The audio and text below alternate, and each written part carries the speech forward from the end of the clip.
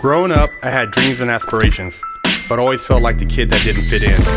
For the most part, I wasn't a bad kid, but when I made the transition into adulthood, I turned to the streets for guidance. This led to getting locked up in juvenile hall, doing time in CYA, and eventually a 120-month sentence in federal prison. I had a lot of time to think and reflect during my federal sentence, so I share with you what I learned, hoping I can positively influence someone else's life with Prison Talk. What's up? Big Herc 916, getting down with Fresh Out Prison Talk. Now, I would have never have believed this story unless I heard it with my own ears and saw it on the news. This woman got away with stabbing her boyfriend 108 times using multiple knives,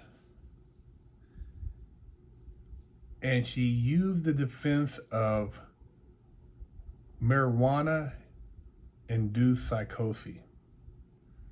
The jury convicted her of manslaughter, but the judge gave her 2 years probation and 100 hours community service. Boyfriend to death only gets a slap on the wrist. She faced the possibility of life in prison for stabbing him 108 times. But the judge ruling that she had no self-control while in a cannabis-induced psychosis. Todd Pyro is live in the studio with the shocking details. Todd. This is a head-scratcher, Ainsley. The judge is sentencing 32-year-old Bryn Speecher to 100 hours of community service, 2 years probation, and the big one, no jail time. She broke down in tears after a jury convicted her of involuntary manslaughter last month. California judge claims she had no control over her actions after stabbing the victim, Chad O'Meala, 108 times. Psychiatrists in the case claim the incident was, quote, 100% caused by cannabis-induced psychosis after the 32-year-old took 2 hits from the victim's bong. She expressed remorse during closing statements, saying, quote, I wish I had known more about the dangers of marijuana. Had I known, I would never have smoked it that night or at all. O'Meala's family shocked and angry over the sentencing yesterday. The victim's father accusing the judge of being biased, saying, quote, he just gave everyone in the state of California who smokes marijuana a license to kill someone. The woman and the victim were dating for only a few weeks before his death. Would be saying, damn, that's white privilege. And I would have been saying the same thing. But she killed a white guy. And his family is just as privileged as she would have been privileged. Can you imagine your son going out with a girl for 3-4 months, and she claims that by taking a hit of his bong, she flipped the F out and started stabbing him to death, talking about she was under a psychosis and she's very sorry after the fact? What about a person who's drinking and driving? Oh, they were under an alcohol-induced state, therefore they didn't know that they ran into a car and killed a mother and her 3 kids. How many times have we heard that story? How many times have we heard that, oh, he was high on drugs and he shot up a whole house and killed the baby that was sleeping in the crib? What is going on here? Who is this judge that let her off the hook after a jury convicted her? And like I said, it's a white female and a white guy, both from, sounds like a decent a neighborhood in West Hills, I believe, in Southern California. And yeah, this one right here, it has me perplexed.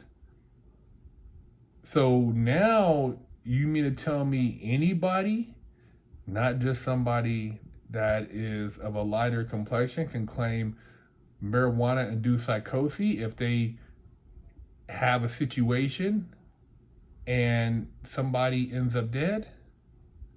Come on, man. This one right here, it doesn't add up. There's got to be more to this story.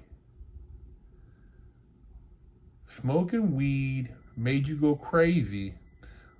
Similar, I guess, to what Sherm or maybe crack or meth or fentanyl would do, and you're able to get away with murder, and that's a defense? The parents of the young man, I can only imagine. No, I can't even imagine. I don't even want to say I can imagine, because I can't imagine the emotion that they're going through.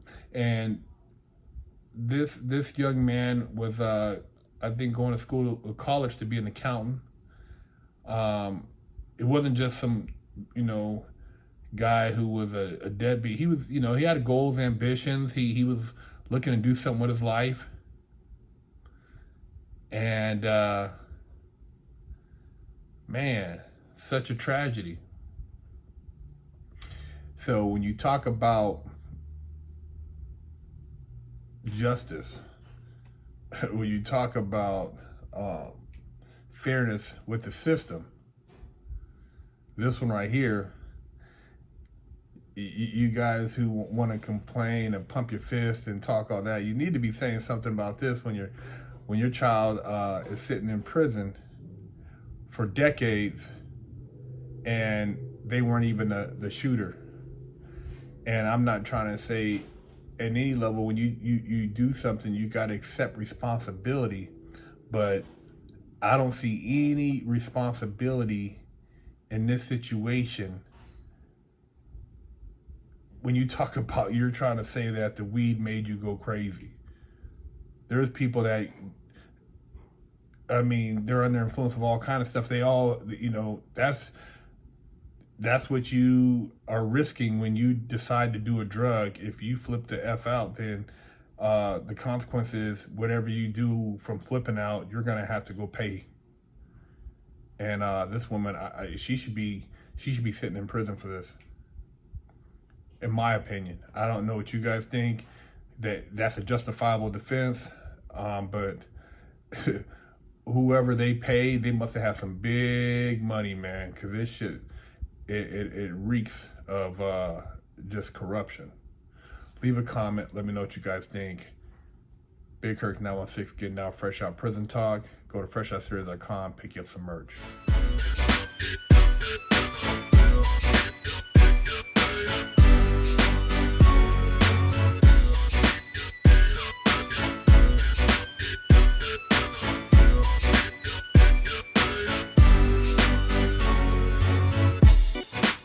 Lockdown's over.